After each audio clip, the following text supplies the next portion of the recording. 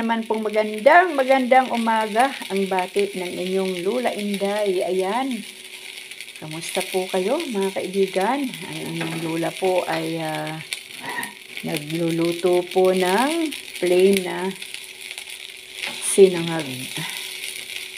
Nilagyan ko lang po yan ng bawang at saka isang pirasong itlog. At saka syempre po, hindi po mawawala yung panglasa sa sinangag na paborito ng aking bunso. Ayan, ginisang mix. Yan po ang masarap na panghalo sa sinangag.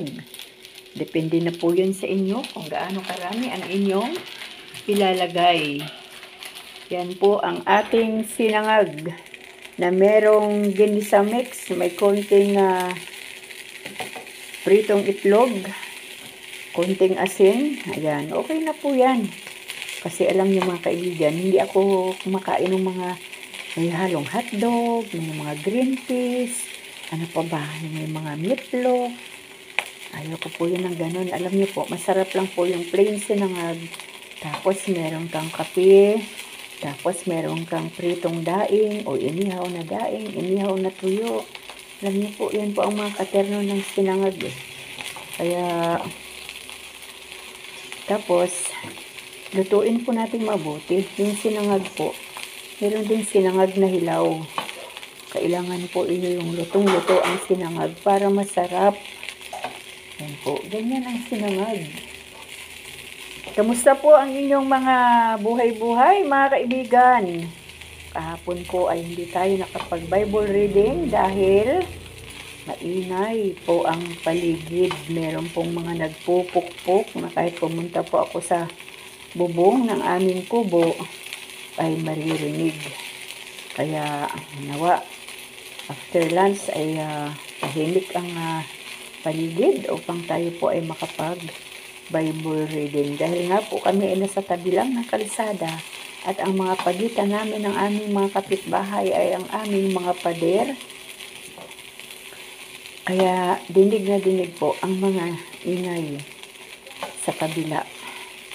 Tapos, dadaan ang mga sakyan, dadaan ang mga nagtitinda ng mga bulaklak, mga nangunguha ng mga container, ng mga nagdi-deliver ng tubig. Paggabi naman, may nagtitinda ng mga balot, kung ano-ano po ang mga dumadaan sa kalsada. Kaya, iba't ibang ingay po ang maririnig ninyo sa aking video. Kaya lang mga kaibigan, siyempre po, buhay po yun ng ating mga kababayan eh. Kailangan po nilang maghanap buhay. At sa ganon, i-provide din po nila ang pangailangan ng kanilang pamilya. Kaya kailangan po talaga natin ang pangunawa sa mga sitwasyon. Dahil kung wala po tayong pangunawa, lagi po tayong maiinis, lagi po tayong magagalit. Pero kung malawak po ang ating pangunawa, makakaramdam pa po tayo ng burden o compassion sa mga kapitbahay o sa mga kapwa-tao natin na naghahanap buhay. Ano po? Kaya yan lagi ang sinasabi ng iyong Lula Inday na kapag tayo ay anak ng Diyos, kailangan mas ano pa sa garter. Alam niyo po yung garter na isang dipa.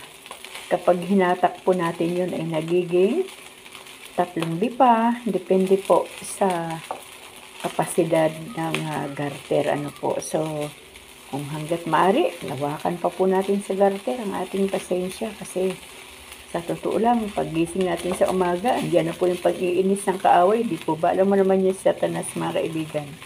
Talagang aasarin tayo hanggang sa mainis tayo, hanggang sa magalit tayo, at hanggang sa magsasalita na tayo ng hindi tama.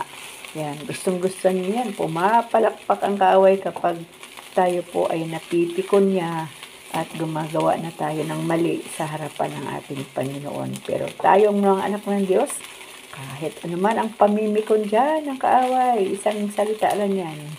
Sa pangalan ng ating Panginoong Hesus, lumayas ka tukso ng kasalanan yan.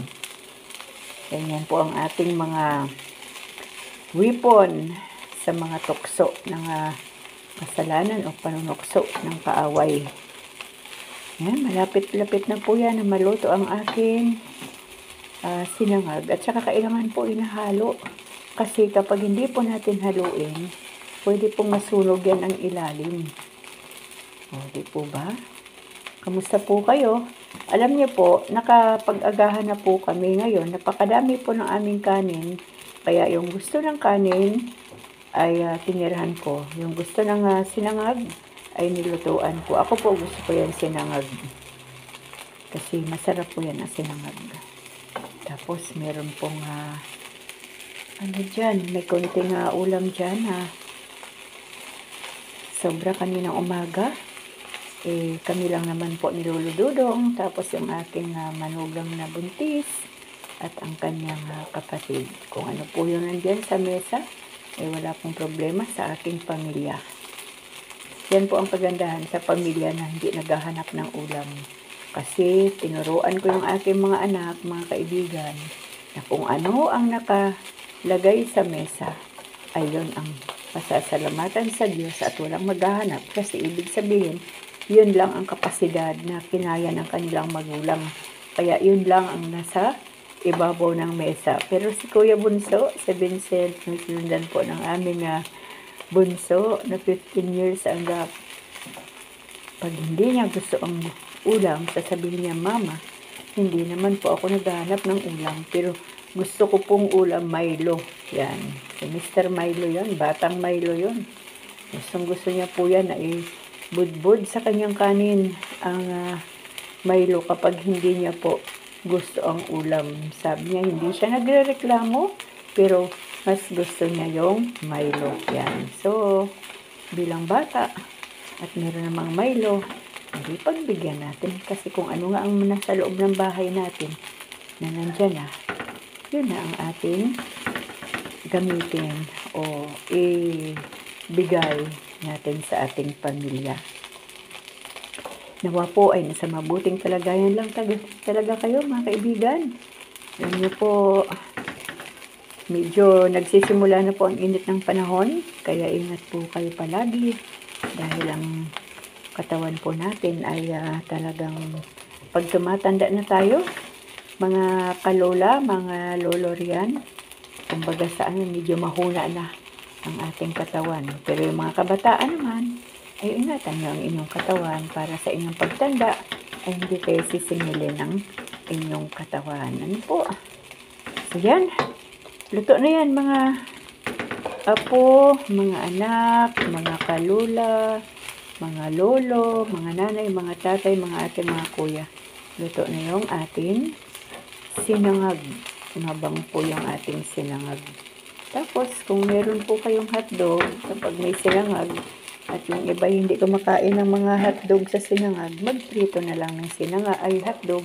Tapos, magprito na lang ng itlog. Kung ano yung mga gusto nyo iprito ay na ititerno sa sinangag, ay yun na lang ang gawin. Basta wag lang lagyan ng mga kung ano-ano ang sinangag kasi hindi lahat ng membro ng pamilya ay gusto yung may mga sahog-sahog na pagkaramihan tapos meron pang toyo. Ako gusto ko ganyan lang, konting mantika, may bawang lang siya, isang pirasong itlog, tapos yung ginisa mix at konting asin, okay na po yan. Yan mga kaibigan, patayin na po natin ang apoy.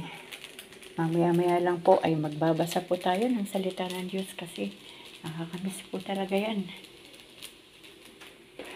Ang inyong Lola Inday ay busy-busy lang din. Yan, talagang kailangan po nating maglinis araw-araw. Itong aming kubo kahit ganito lang po ito kamunti. Ang aming kubo kahit ganito lang kamunti. Kailangan po siyang linisin mabuti kasi mayat-maya ang mga apo namin ay nandito. Yan naman po talaga ang trabaho natin bilang mga lola, bilang mga nanay. Kapag tayo po ay nasa loob ng bahay, kahit gaano kaliit ang ating bahay, basta maayos, malinis, organize ang mga kagamitan para walang sigawan. Oy, nasaan yung ganito? Nilagay ko lang dito. Alam niyo po, yan ang no? Yan lagi ang mga problema sa loob ng bahay natin. Nasaan ang gunting? Nasaan ang toothbrush? Nasaan ang toothpaste? So, kailangan organize po natin lahat yun para wala pong sigawan pagising sa umaga kasi lahat po yan ay nagmamadali na. Yan. Dito po tayo sa ating munting terrace.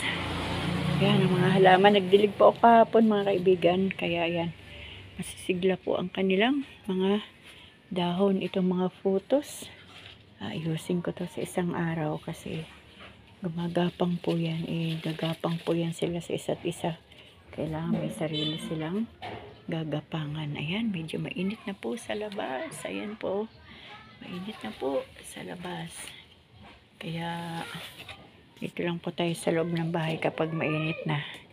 Kapag may mga edad-edad na po tayo, ay talagang hindi na po natin kaya yung init sa labas. Ayan mga kaibigan, hanggang dito na lang po muna ang aking video. At after lunch po ay magba-Bible reading na naman po uli ang inyong nanay Inday, Lola Inday, Ate Inday, o whatever, basta may Inday. Ano po. Yan, maraming salamat po sa inyong lahat. Maraming salamat po sa suporta, sa inyong panonood ng aking mga content. Na kung ano-ano lang, basta lang po makapasaya sa mga manunood. At salamat po higit sa lahat sa nakikinig ng salita ng ating Diyos na aking binabahagi po dito sa Really Mix Stories dito po sa ating YouTube channel. Maraming salamat po muli sa buhay ninyong lahat. Salamat sa ating Panginoon dahil nandiyan kayo. Pagpalain po tayong lahat ng ating Diyos. Amen.